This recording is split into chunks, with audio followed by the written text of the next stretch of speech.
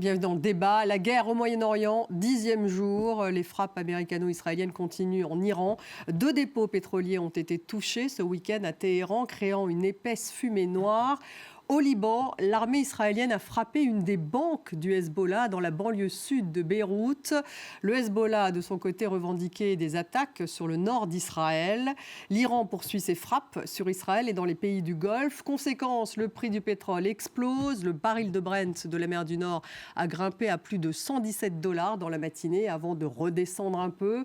L'Iran a désigné le successeur du guide suprême, Ali Khamenei, qui n'est autre que son fils, Mojtaba Khamenei. Un geste de défiance à l'égard des États-Unis et d'Israël, puisqu'il symbolise le maintien de la ligne dure en Iran. Le Hezbollah a immédiatement prêté allégeance au nouveau guide iranien. Et Trump, lui, dit ne pas être content de cette désignation. Emmanuel Macron, vous allez le voir, était à Chypre, puis sur le porte-avions Charles de Gaulle. Le chef de l'État français a affirmé préparer avec ses partenaires une future mission purement défensive pour rouvrir le détroit d'Ormuz et escorter les navires après la sortie de la phase la plus chaude du conflit au Moyen-Orient. On va revenir sur ce 10e jour de guerre au Moyen-Orient. Que signifie la désignation donc, de Mojtaba Khamenei comme guide suprême pour succéder à son père et quel impact sur le conflit? Quelles sont les capacités de l'Iran? On va revenir sur les buts de guerre des États-Unis et d'Israël. Quels sont-ils? La destruction d'infrastructures, notamment énergétiques, va-t-elle se poursuivre? Quelles conséquences dans la région et dans le monde? Est-ce une guerre qui s'installe? On pose ces questions à mes invités. David Rigouleros est avec nous ce soir. Bonsoir. Bonsoir. Vous êtes rédacteur en chef de la revue Orient Stratégique. Le numéro de ce trimestre, on va le voir, les puissances régionales dans un Moyen-Orient en recomposition. Arabie Saoudite, Turquie, Iran. C'est aux éditions de l'Harmattan. En face de vous, Kian Abibian, bonsoir. Bonsoir. Merci d'être là. Vous êtes cofondateur de l'association We Are Iranian Students.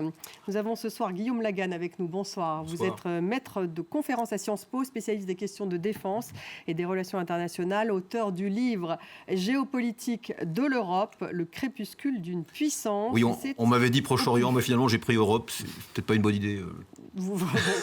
Ça ira tout de même. L'Europe est aussi impliquée finalement dans ce conflit.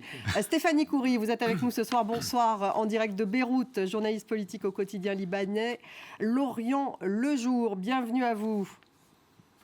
Bonsoir. Avant de démarrer cette discussion, je vous propose de faire un point en images de ce 10e jour de guerre au Moyen-Orient avec Stéphanie Pérez.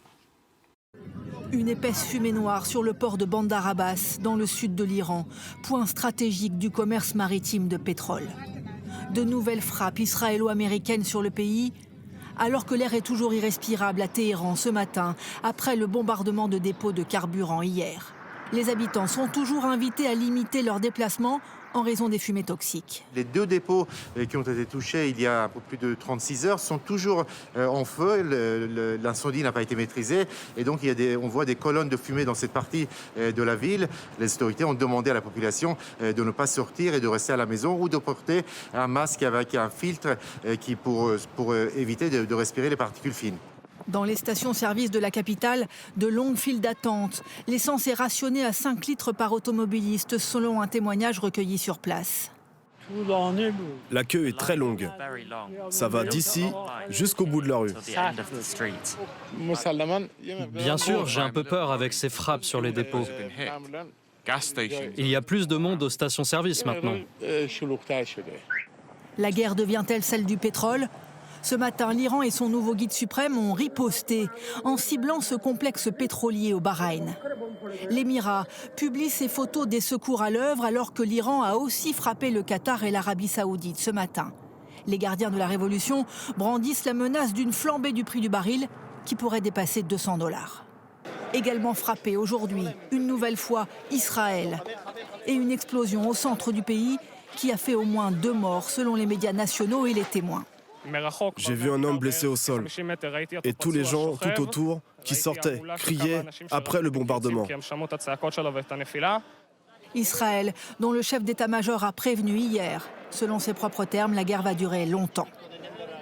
Et côté politique en Iran, cette désignation essentielle ce week-end donc du successeur d'Ali Khamenei, qui n'est autre que son fils, Mojtaba Khamenei, 56 ans, il n'est pas un ayatollah. Kian Abibian, quel est le message? Que le régime ne fléchit pas? Le message, il est clair. Vous le disiez tout à l'heure en introduction, c'est un signe de défiance sans doute envers les États-Unis et Israël, mais c'est avant tout un signe de défiance envers la population, montrer qu'ils n'ont, au cours de ces 47 années, jamais compris les demandes de la population, qui ne demandent qu'une seule chose, c'est la chute totale de ce régime. Donc Mojtaba, lui, il n'a non seulement aucune légitimité aux yeux de la population, mais en plus de ça, Mojtaba, c'est aussi une personne très discrète. C'est un peu le comble des dictatures, c'est que ce sont des lâches aussi. Donc il a passé sa vie sous terre, il est proche des plus dangereux criminels de ce régime. Gardien de la Révolution, il est proche des gardiens de la Révolution. Très proche des gardiens de la Révolution. Avant son élimination, il était très proche de Soleimani, qui est également un criminel de guerre et un voyou, si vous me permettez l'expression, dans la région. Donc aucune légitimité et une évidence qui reste, c'est la population va finir par les faire tomber. David Rigoulet-Rose, un mot sur lui, justement, Mojtaba Khamenei. Il n'a pas statut d'ayatollah, il fait partie en même temps des oligarques qui donc, ont financé les gardiens de la Révolution. Oui, il entretient une relation intime avec les gardiens. Ça remonte à la guerre en Irak, parce qu'il a servi dans un bataillon Habib. Et il a noué des liens qui ont été développés par la suite. Ça va poser des problèmes. Il y a une fiction du respect du processus constitutionnel, puisque ça renvoie à l'article 111 de la Constitution qui prévoit, en cas de vacance de la guidance, la désignation d'un successeur par une assemblée des experts de 88 membres. Le problème, c'est que ça a tardé parce qu'en réalité, il y a eu des pressions très très fortes des gardiens sur un certain nombre de membres qui ne voulaient pas valider cette candidature pour deux raisons. La première, c'est que ça instaure le principe dynastique, qui est monarchique, d'une certaine manière, qui est en contradiction avec l'esprit de l'instauration de la République islamique. C'est le premier point. Le deuxième, c'est qu'il n'est pas effectivement sur le plan religieux. Alors c'est un saïd parce qu'effectivement il a le turban noir, mais il n'a pas la qualification. Pas un ayatollah. Non, il n'a pas la qualification religieuse. Et d'ailleurs, dans les séminaires à Com, etc., il y a eu des crispations. Et donc, en fait, il a été imposé. Et d'ailleurs, il y a eu par les gardiens de la Révolution. Par les gardiens, avec des pressions très fortes sur certains membres qui ne voulaient pas valider. Et donc, ça laissera des traces. Et il n'est pas du tout, même si la forme est respectée, en réalité, c'est pas une nomination qui a vocation à s'inscrire potentiellement dans la durée. Et pourquoi c'est un basculement tout de même peut-être du pouvoir vers les la gardiens islamique, de la Révolution. En forçant le processus constitutionnel dans la lettre comme l'esprit, en réalité, les choses sont déjà faussées. Et c'est uniquement par rapport à l'extérieur qu'il fallait maintenir cette fiction. Guillaume Lagan, alors évidemment, Donald Trump a tout de suite réagi en disant qu'il n'était pas favorable donc, à Mojtaba Khamenei. On peut dire qu'il est dans la ligne de mire à la fois des Américains et des Israéliens, Mojtaba Khamenei. Oui, alors dans la ligne de mire au sens vraiment militaire, pas figuré du tout, puisque effectivement son père est mort il y a 10 jours maintenant. Donc je pense que pour rebondir sur ce qu'a dit David, cette succession est évidemment précipitée. Je rappelle qu'au fond, il n'est que le 3e guide suprême de la révolution islamique. La première fois qu'il y a eu une succession, c'était en 89 avec son père Khamenei. Et d'ailleurs, rappelons-nous que les mêmes problèmes se posaient, c'est-à-dire que Khamenei n'avait pas non plus le rang religieux qui était nécessaire pour, selon la Constitution, atteindre ce statut de guide de la Révolution. Il a quand même maintenu son pouvoir pendant plusieurs décennies. Donc peut-être que son fils est quand même le résultat d'un compromis entre les diverses factions qui composent aujourd'hui le pouvoir iranien. Alors évidemment, compte tenu de la situation... Donc plus un compromis qu'une pression des gardiens de la Révolution, comme vient de le dire David Rigoulet-Rose. Honnêtement, c'est difficile de savoir parce que c'est un régime qui reste assez impénétrable. Ce qui est certain, c'est que, à l'évidence, le Conseil des experts dont la réunion était nécessaire pour nommer Mojtaba ne s'est pas réuni exactement selon les formes. Et ce qui est vrai aussi, c'est que compte tenu de la situation militaire quand même assez précaire de l'Iran, la longévité de Mojtaba, je veux dire sur le plan même physique, est quand même mise en doute. Et d'ailleurs, je pense que pour les observateurs, ça va être intéressant de voir combien de temps il va durer. Parce que ça nous donnera un indice sur le degré de pénétration du régime par le renseignement israélien et américain, et peut-être aussi sur les divisions du régime, parce que peut-être que tout le monde n'est pas heureux qu'il soit arrivé à ce poste. D'ailleurs, il aurait été blessé, puisqu'il a été qualifié dans les médias, un certain nombre de médias du gouvernement, comme Jean de Basse, c'est-à-dire un vétéran de la guerre qui a cours aujourd'hui. Donc il aurait fait l'objet effectivement d'un ciblage, et il aurait été blessé sans confirmation. Stéphanie Khoury, vous qui êtes à Beyrouth, on va voir ensemble l'image de la banlieue sud de Beyrouth. C'est un peu l'image de cette journée, l'armée israélienne qui a frappé une des banques du Hezbollah. On voit cette image dans la banlieue sud de Beyrouth.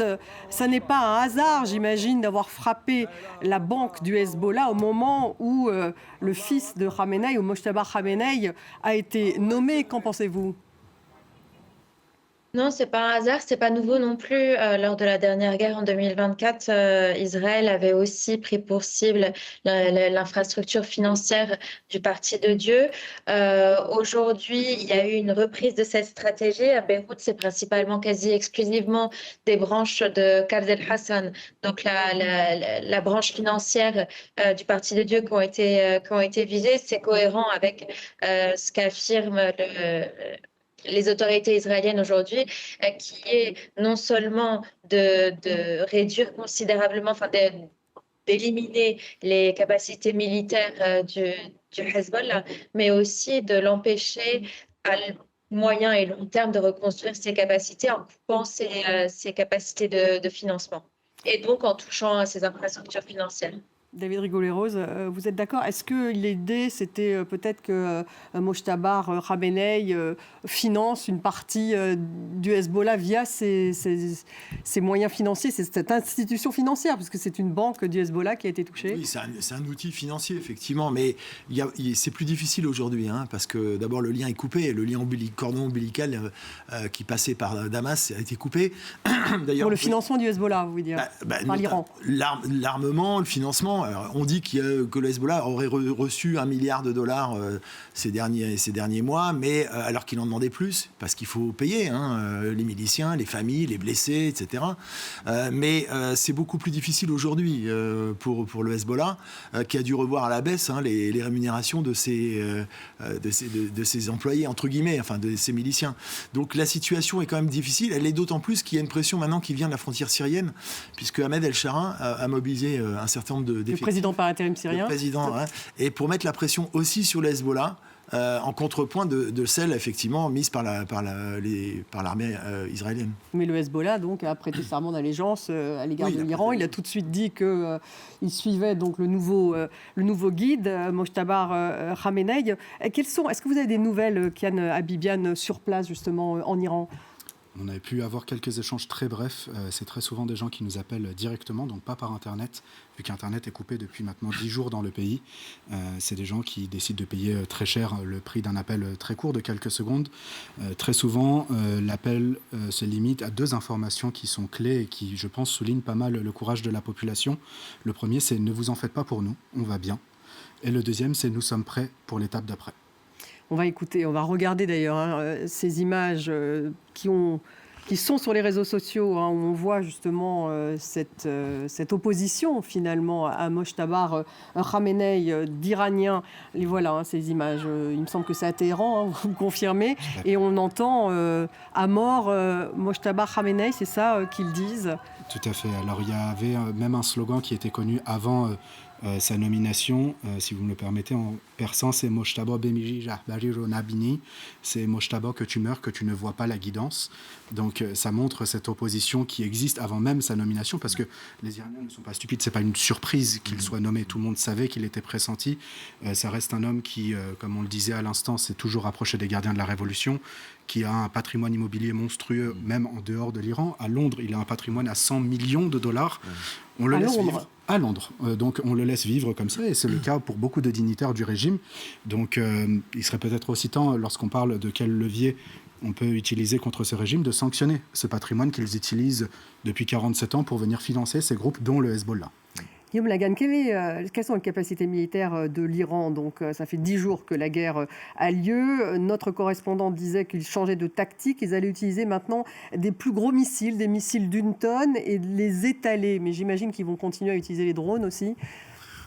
Oui, ce qu'on peut dire, c'est que l'Iran, elle a 3 grandes familles de capacités. Bon, historiquement, elle a essayé de développer une capacité nucléaire depuis la guerre des 12 jours de l'année dernière.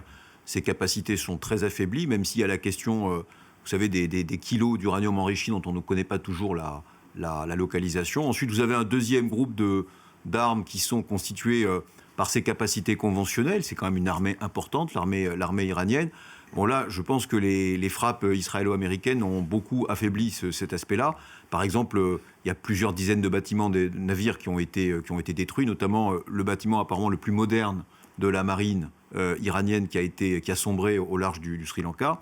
Et puis après, vous avez ces capacités balistiques, donc constituées à la fois de missiles. Alors combien sont-ils ? entre 1500 et peut-être 2500, et puis une production de drones qu'ils ont mis d'ailleurs au service des Russes. Là, on pense que la production mensuelle pourrait aller jusqu'à 10 000 drones Shahed par mois. Donc c'est des capacités qui sont quand même importantes, qui ont été entamées, probablement quand même affaiblies par les bombardements israélo-américains, notamment au point de vue des lanceurs, parce que là je parlais des missiles eux-mêmes, et les lanceurs, selon l'armée israélienne, 75% d'entre eux seraient hors d'état de fonctionner. Or, sans lanceur, Voilà. ils ne peuvent pas lancer. Exactement, sans lanceur, ils ne peuvent pas. Alors évidemment, un lanceur, ça se répare, un lanceur, ça se cache, etc. Donc on ne sait pas exactement quelle proportion d'entre eux sont encore utilisables, mais à l'évidence, ces capacités sont affaiblies. D'où l'interrogation qu'on peut avoir aujourd'hui. Est-ce qu'ils ont ralenti, parce qu'objectivement, depuis 10 jours, ils ont ralenti le rythme de leurs frappes de missiles. Est-ce qu'ils les ont ralentis parce qu'ils veulent les conserver pour durer plus longtemps, ou alors ils les ont ralentis parce qu'ils se trouvent aujourd'hui face à une difficulté qui est qu'ils n'ont plus ces capacités. David Rigouleros, d'où justement la fermeture du détroit d'Ormuz, et ça, reste, c'est une arme utilisée finalement par les Iraniens, et puis également, ils tentent de faire en sorte qu'il y ait moins de production d'hydrocarbures dans les pays du Golfe. Ils ciblent en particulier ces infrastructures pétrolières. Dans la palette des répliques iraniennes, il y avait les deux choses. Il y avait le balistique d'un côté et effectivement la pression économique. Les menaces sur le cours du pétrole, en bloquant Hormuz, et puis là, en frappant, et on rentre peut-être dans une nouvelle phase, en visant des infrastructures énergétiques. Parce que des pays du Golfe. Des pays du Golfe, et ça va poser un énorme problème, puisqu'il y a une rupture des flux qui a été actée, à la fois au niveau du gaz, avec le Qatar, au niveau de Bahreïn, en faisant jouer le cas de force majeure. Donc c'est une stratégie asymétrique, mais qui peut être redoutablement efficace quand on regarde le coût du baril. Et puis concernant les balistiques, il faut être prudent, parce que, comme le disait Guillaume, il y a quand même beaucoup de capacités en termes de drones. Et aujourd'hui, il me semble-t-il, il y aurait l'usage d'un certain nombre de missiles Mirvé, c'est-à-dire avec des armes à sous-munitions, qui peuvent être dévastatrices au niveau des aires civiles. Et justement, c'est une grande inquiétude des Israéliens aujourd'hui. Et les usines de désalinisation dans les pays du Golfe, ça aussi, c'est un enjeu important. Surtout dans la région, évidemment, parce que l'eau est plus précieuse que le pétrole, paradoxalement, dans la région. Elles ont été frappées, ces usines ? Alors, il y a effectivement eu des frappes et des démentis. Donc pour l'instant, parce que là, on touche aux infrastructures critiques d'une société dans son ensemble. Et ce ne sont plus des cibles strictement militaires. Et donc c'est le risque de l'engrenage, effectivement, qu'on ne peut pas exclure, qui inquiète. Et ça fait partie des cibles auxquelles pense l'Iran, ces usines de désalinisation qui bloqueraient en fait l'accès à l'eau. Oui, c'est l'eau, qui est le bien le plus précieux dans une région avec un climat aussi sec et chaud et sec. Stéphanie Khoury, au Liban, 500 000 déplacés dans le sud, 486 morts. Le Parlement libanais a reporté les élections législatives dans 2 ans. Et puis, il y a eu des déclarations du président Joseph Aoun qui appelle, lui, à des négociations directes avec Israël. Il accuse aussi le Hezbollah d'avoir entraîné le Liban dans cette guerre. Oui, c'est un peu une course contre la montre pour le gouvernement libanais aujourd'hui. Le Hezbollah a pris l'initiative d'ouvrir une nouvelle fois un front contre les autorités israéliennes qui, de leur côté, ont été catégoriques. Cette fois, ils ne laisseront plus de seconde chance au Hezbollah. Donc maintenant, il s'agit pour les autorités libanaises, le président de la République, le Premier ministre, le gouvernement, de prouver à la communauté internationale et d'abord à Netanyahou qu'ils sont sérieux dans leur volonté d'exercer le monopole des armes, de démilitariser le Hezbollah. Et la déclaration d'aujourd'hui du président de la République fait partie de ces gages que les autorités libanaises tentent de donner aux Israéliens et à la communauté internationale. Mais on l'a vu avec beaucoup de difficultés jusqu'à aujourd'hui, puisque les autorités libanaises, l'armée libanaise a du mal à convaincre de son sérieux dans son plan de désarmement et dans sa volonté d'aller jusqu'au bout dans le désarmement du Hezbollah. Le Liban est entraîné dans cette guerre à cause du Hezbollah.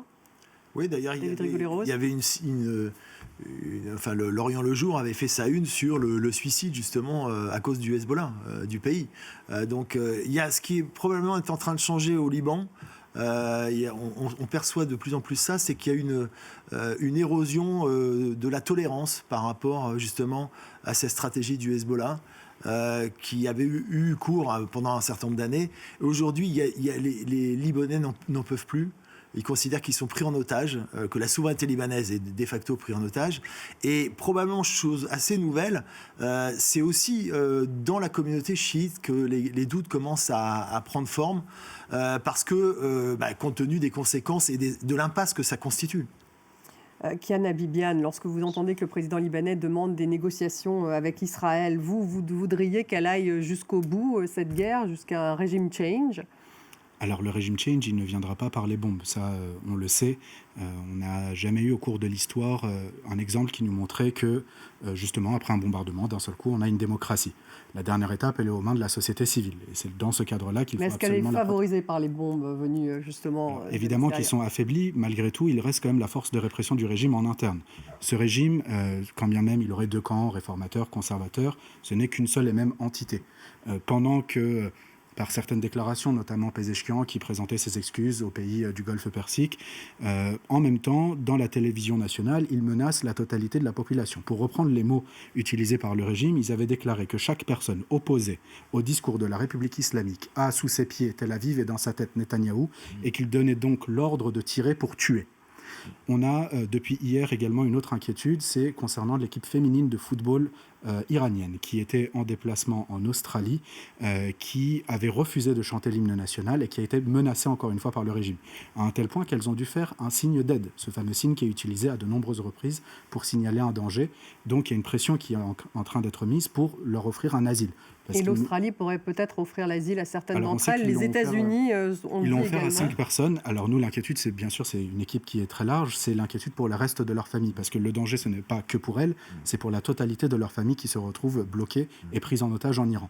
Et juste pour revenir un instant sur ce que vous disiez à l'instant concernant la stratégie du Hezbollah, c'est, comme vous le disiez, un suicide de la part de ce groupe-là, parce qu'il entraîne la totalité d'un pays dans un conflit, mais c'est la même chose en Iran, c'est-à-dire que c'est des entités qui retiennent en otage une société civile et qui entraînent tout un pays dans une guerre et qui demandent après à la totalité de la société d'assumer le prix très cher d'une guerre en pensant que c'est eux les défenseurs, quand bien même la société civile veut rompre avec eux.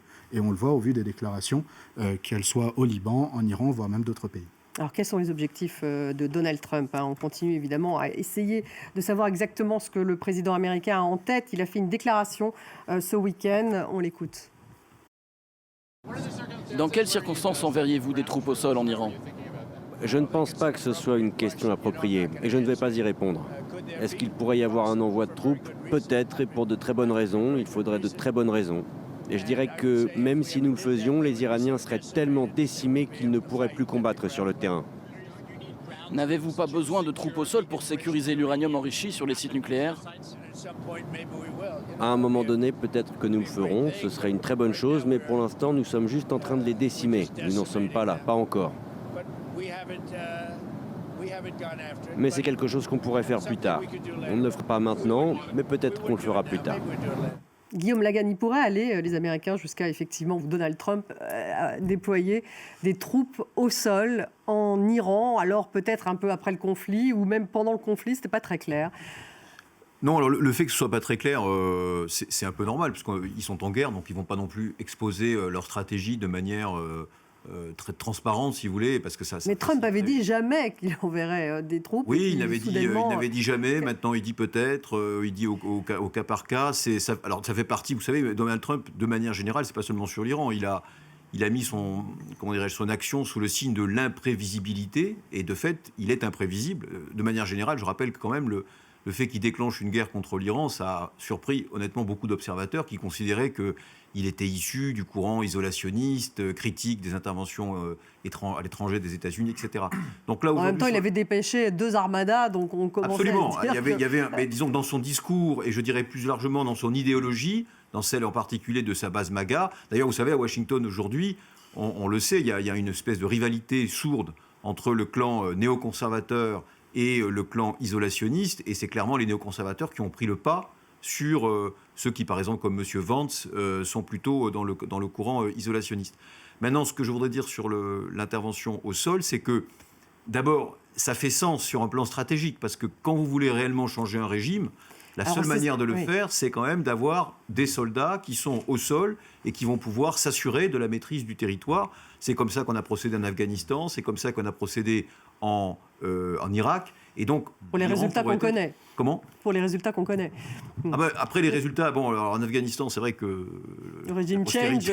ça n'a marché qu'une vingtaine d'années, mais en Irak, ça a quand même permis l'arrestation de Saddam Hussein, etc. S'agissant de l'Iran, on pourrait imaginer, alors il est difficile d'imaginer une invasion du pays sur un modèle irakien, parce que c'est un très grand pays en taille, en superficie, avec un relief important, etc. Il faudrait des effectifs que l'armée américaine ne possède pas actuellement au Proche-Orient. Je rappelle qu'il y a à peu près 50 000 soldats américains. Mais en revanche, on peut imaginer des actions terrestres ponctuelles, soit par exemple pour s'assurer d'éléments de valeur comme le fameux uranium enrichi dont je parlais tout à l'heure. S'ils arrivent à le localiser, ça pourrait faire sens. Soit des forces spéciales qui pourraient être là, un peu comme au Venezuela, pour aller arrêter des dirigeants du régime. C'est ce qu'ils ont fait avec M. Maduro.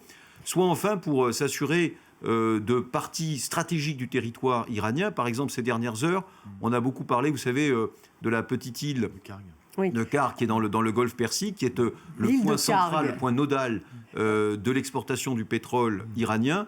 Ça, effectivement, ça serait une prise de guerre assez importante et qui permettrait d'exercer une pression directe sur le régime iranien. Vous êtes d'accord, David Rigoulet-Rose? Alors, pour revenir sur cette île, pour l'instant, elle n'a pas été touchée, cette île de Karg. C'est sur cette île, de cette île que partent les cargaisons de pétrole iranien vers l'extérieur. Alors, est-ce qu'il y aurait une divergence justement dans les objectifs, puisqu'on essaie de définir les objectifs de guerre de Donald Trump, entre Donald Trump et Israël, c'est-à-dire que Trump, lui, ne veut pas toucher finalement tant que cela aux réserves de pétrole de l'Iran? Ce n'est pas des divergences, c'est plutôt des ajustements qui ne sont pas coïncidents à 100%. Dans la doxa israélienne, là, ils veulent aller jusqu'au bout, c'est-à-dire la chute de la République islamique. Et y compris d'ailleurs bombarder cette île de Karg. Oui, et les infrastructures pétrolière, énergétique. C'est une ligne de crête, parce que là, on va toucher au sentiment national iranien, donc y compris de ceux qui sont des opposants au régime. Il faut avoir ça en tête. Du point de vue des Américains, c'est un peu au fil de l'eau. Il y a une stratégie qui n'est pas totalement explicitée, comme le disait Guillaume Lagan, parce de toute façon, on ne peut pas tout expliciter. Mais quand il évoque la question des troupes au sol, c'est pas pour faire une opération comme l'Irak, évidemment pas. C'est éventuellement de mobiliser des forces spéciales, mais il y en a déjà.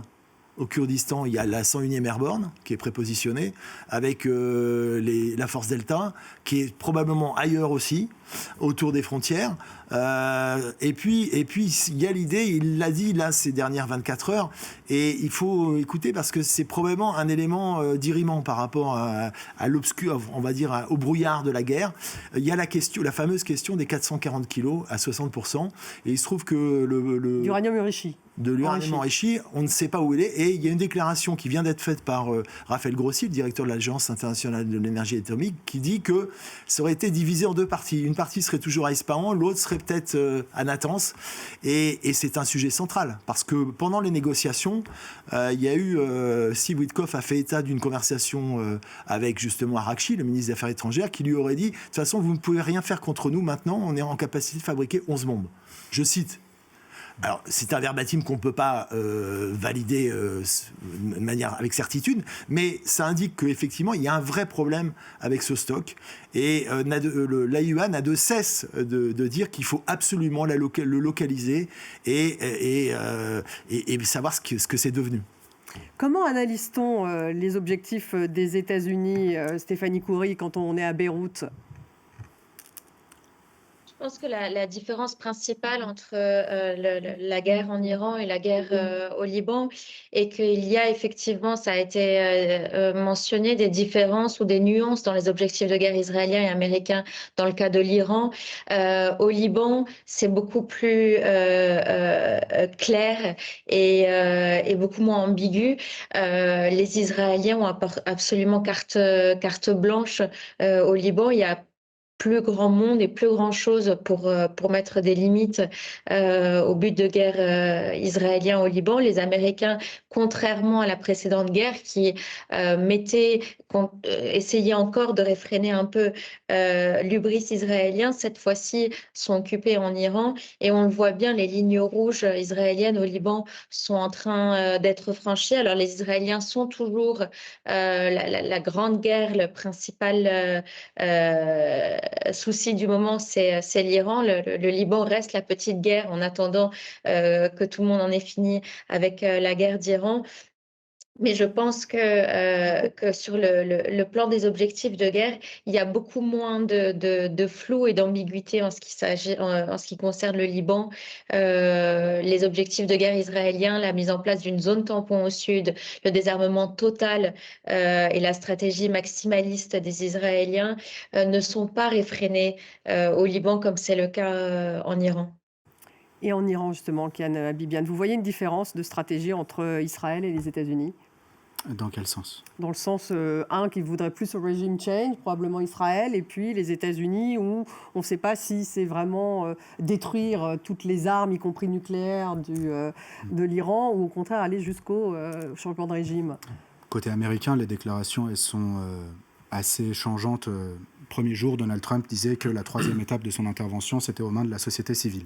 Il a fallu 48 heures pour que la société civile disparaisse totalement de son allocution, qu'il commence à évoquer des deals potentiels avec les réformateurs du régime. Et ce n'est pas exclu encore, ça. Ce n'est pas exclu, mais c'est là où j'aimerais revenir sur ce que vous disiez tout à l'heure. Le point le plus important dans la chute d'un régime, ce n'est pas la présence de troupes au sol.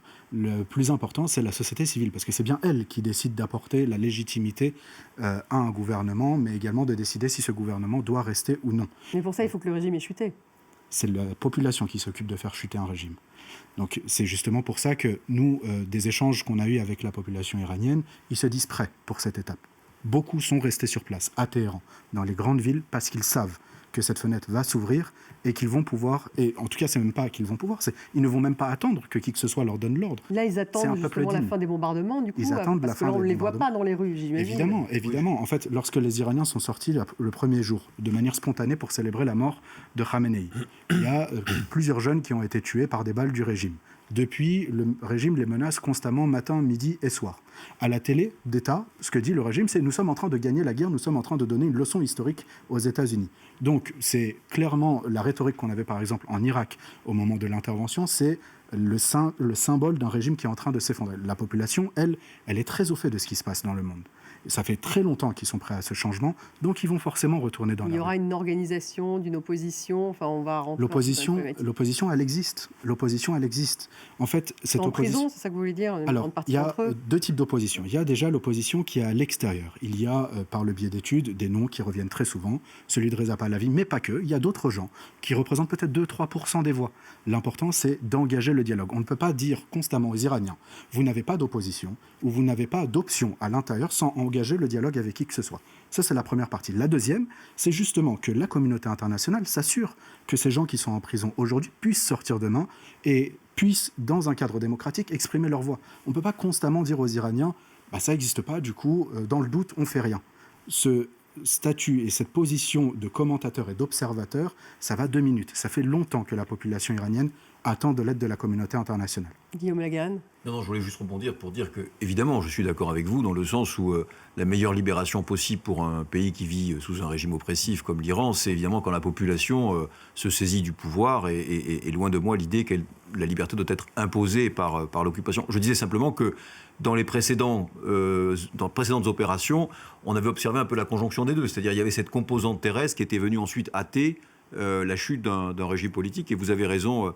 Je me souviens, moi, il y a 20 ans, 25 ans presque, en 2003, quand Tarek Aziz, vous vous rappelez, le ministre des Affaires étrangères irakien, disait que les États-Unis étaient en train d'être défaits en Irak et qu'on voyait derrière l'image les chars américains rentrer dans Bagdad. Donc il y avait déjà cette dissonance entre le discours de propagande et la réalité.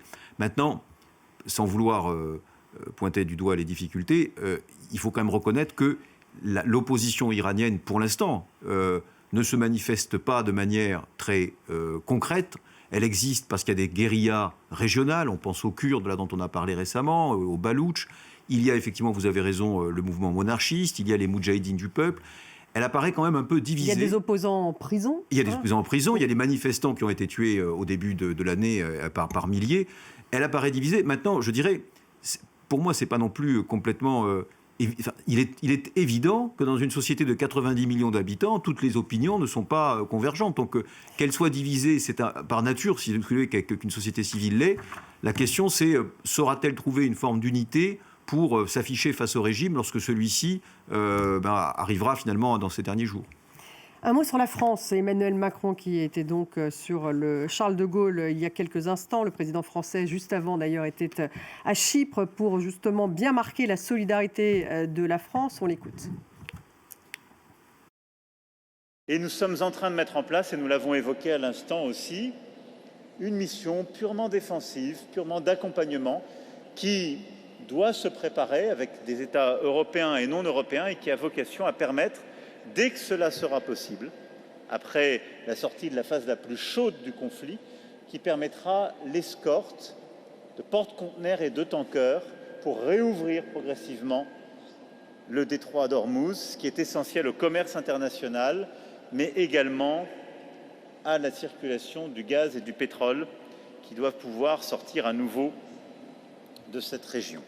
Un extrait de son discours donc à Chypre, avant justement d'aller sur le porte-avions Charles de Gaulle qui se trouve en mer Méditerranée orientale, comme on dit. Un mot, David Rigolero, sur justement le rôle de la France qui est toujours sur une ligne de crête, mais qui affirme tout de même qu'il faut défendre les intérêts français dans cette région. Oui, une ligne de crête, mais en même temps...